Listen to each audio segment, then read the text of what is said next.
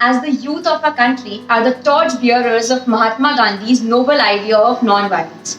The idea of non-violent communication, or NVC, emphasizes on developing a more empathetic, compassionate, respectful, and an attentive approach while communicating with others. So, how can we practice it? What we can do is be a bit more watchful of our language and try not to be a coercive and a manipulative communicator. Non-violent communication really means the ability to be able to communicate directly, frankly, in a trustworthy manner with the other person in order to be respectful, all the while being empathetic. So I think that is the essence of peaceful communication, and when you get down to it, you kind of really understand that it's the tool to world peace. If nobody is going to hurt anybody else, if nobody is going to offend anybody else, there's nothing stopping us virtually from establishing a peaceful society. So for me, this tool, as simple as it may sound, is actually quite quintessential towards building a sustainable and a peaceful society. For me, non-violent communication means a complete lack of violence in the way we communicate with others.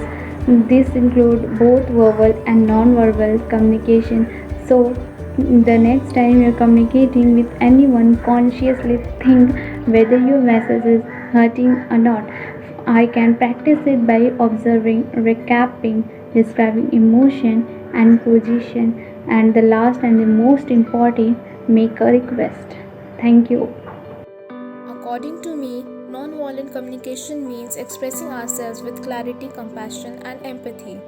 I practice non-violent communication by ensuring that I don't use any such words that may hurt others. Now, non-violence communication is a process of communication created by psychologist Marshall Rosenberg.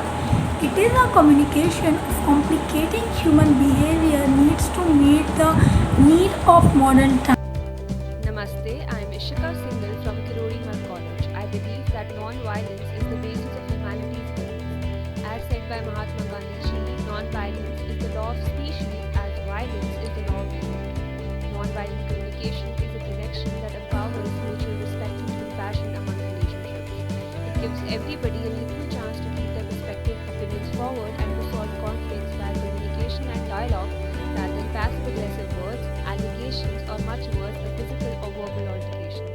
I have adopted this method while trying to talk about sensitive issues and misunderstandings with my friends and family, and I urge all of us to practice non-violent communication in their daily lives for peace and happiness. Thank you. Non-violent communication is a communication which is based on the principle of non-violence, and I personally believe it is a language of compassion and tool for positive social change and a spiritual practice. And I personally believe and follow the principle of non-violent communication by not hurting the sentiments of another person and always respecting and having empathy towards another person.